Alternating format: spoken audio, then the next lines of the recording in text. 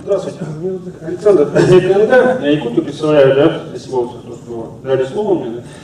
Александр Владимирович, будучи в Якутске, да, вы, выступая перед Общественной палатой республики, дали такую рекомендацию, да, местным членам Общественной палаты о том, что не стоит, получается, скажем так, разделять гражданских активистов, да, то есть если каких-то людей не слышат, допустим, да, гражданских активистов, граждан, да, то есть их может, соответственно, подхватить оппозиция, да.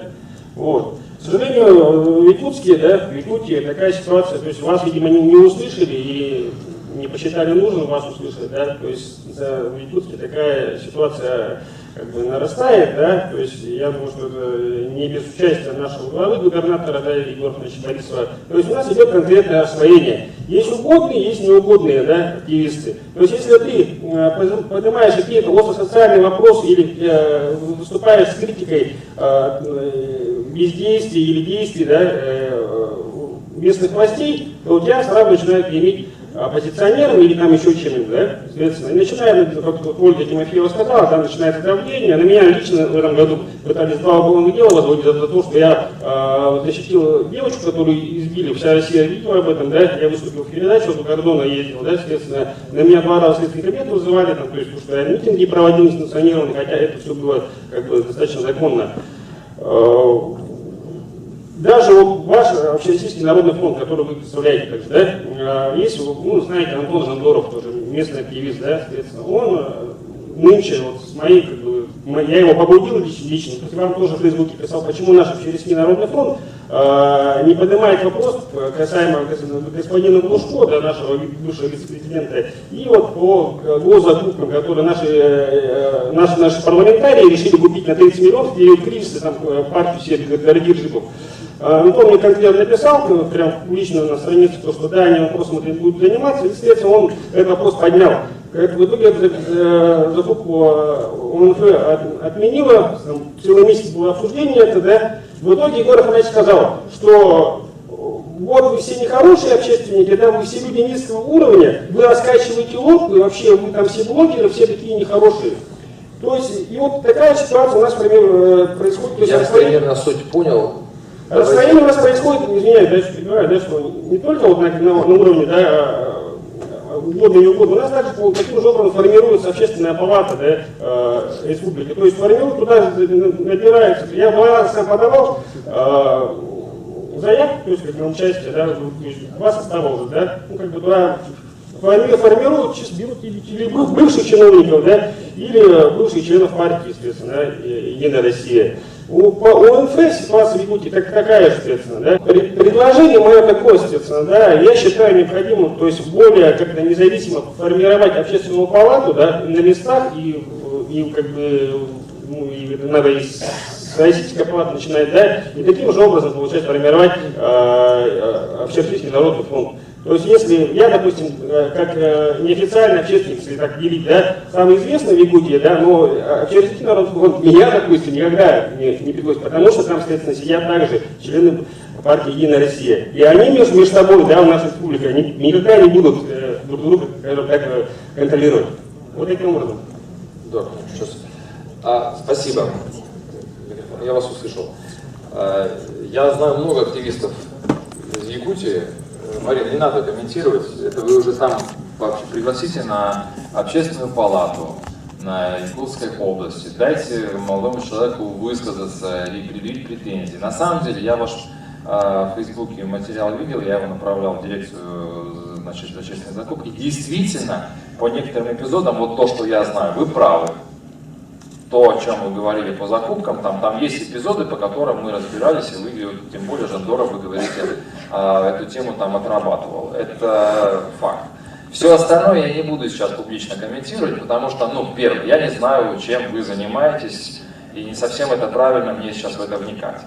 Но, если такая ситуация происходит, а именно, в том, что гражданский активист, еще раз, ваш там, род деятельности, чем вы занимаетесь, я не буду комментировать, выходит на федеральную площадку и говорит о том, что есть проблемы на региональном уровне, значит проблемы действительно есть. У нас есть регионы, когда такого не происходит.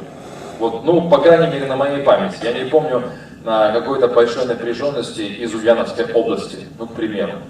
И у меня есть на это ответ. Я, может быть, кто-то здесь есть и сразу мне подкомментирует, буду очень признателен. Но почему? Потому что глава региона Морозов там создает сам это движение, сам эту турбулентность вокруг себя для того, чтобы иметь иную точку зрения. Я присутствовал на некоторых таких мероприятиях. Не готов сказать, выдержал бы я там такой накал страстей, когда встает активист и говорит: вы знаете, Сергей Иванович, мне вас жаль, вы в иллюзиях пребываете. Не каждый глава региона готов в силу своей ментальной, да, вот, установки, что называется, воспринять такой. А он воспринимает. Почему?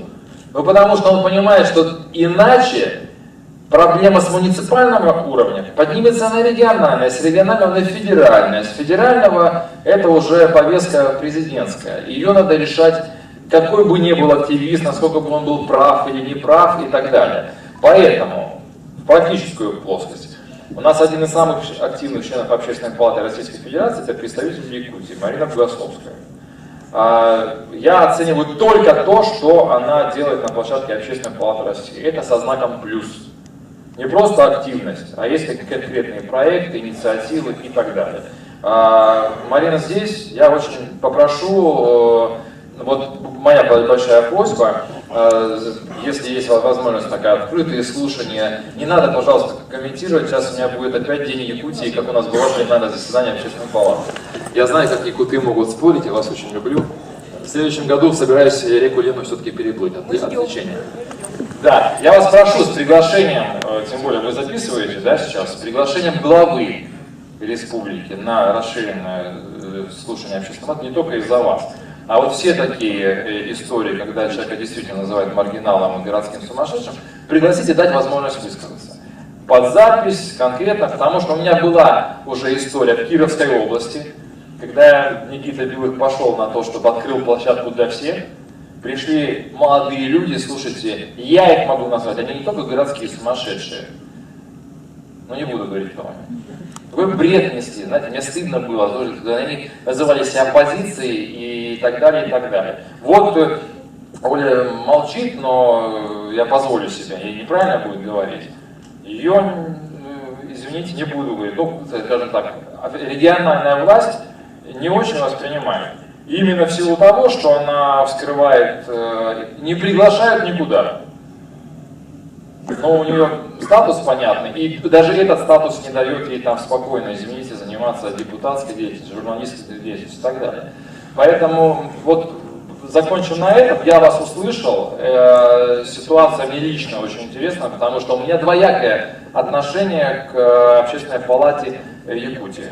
Когда я там был, я слышал такие проекты, которые, ну я не совсем понимаю зачем, но это мое личное отношение.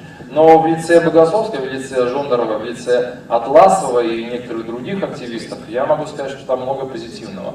И не готов вас поддержать вот так, что глава республики, значит, не слышит, не видит и так далее. Поэтому, в общем... Можно, коллеги, добавлю еще пару фраз. На самом деле я могу сказать, что если мы пришли в общественники и считаем, что у нас замечательно, и у нас будет солнышко всегда светить, такого не будет никогда. Практически на всех на нас оказывается очень серьезное давление, если мы вмешиваемся в ту или иную проблему. И вы, наверное, это понимаете, потому что если сами прошли этот путь, если вы не пришли в тепличные условия, не защищая свои интересы или свои среды, вот родился ребенок, да, и вы стали мамочек собирать и пытаться им помочь, к сожалению, там вот нужны проблемы там с инвалидностью, да, допустим. Когда сам путь не прошел, ты не поймешь, о чем сегодня идет речь. Вот я все-таки считаю, чем сильнее будем мы как общественники, тем больше с нами будут считаться. А фразы «пригласили меня куда-то», меня не приглашают ни на заседание Краевой Думы, ни на заседание местного правительства. Я провожу свои пресс-конференции, сама встречаюсь с людьми. Как бы сегодня это возможно без любых статусов.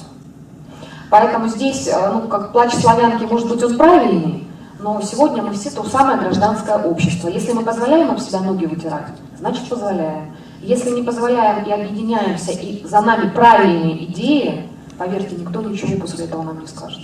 Я добавлю в другую сторону немножко. Смотрите, коллеги, да, тоже присоединяюсь к аплодисментам. Есть еще другая ситуация. У меня таких случаев много. Когда общественность, ну, к примеру, я был в Корее, Значит, я вижу, что делать Худи-Лайф очень сложный регион.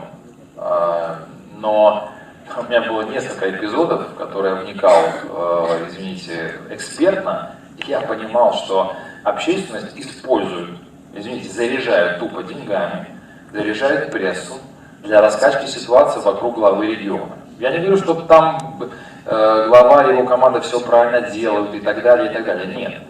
Но очевидные ситуации. Я был в Кировской области, когда на том же здании общественной палаты, знаете, сидят общественники, которые, профессиональные такие общественники, они пикетировали, когда строился, значит, когда облагораживался парк и строился, значит, спортивный комплекс, значит, показывая, что это будет не спортивный комплекс, а казино и развлекательный центр. Лежачие забастовки, что там только не проходило. Поэтому, извините, это просто не к вам, я не знаю еще раз, чем вы занимаетесь, но здесь надо очень внимательно и нам быть. Есть такие истории, есть такие истории. Но в чем вы действительно правы, Общественная палата региональная, Общественный народный фонд должны быть абсолютно открытыми площадками для дискуссий, для выражения мнений. Иногда, может быть, и там, неочевидных для большинства, но вот такая точка зрения, это надо обсуждать.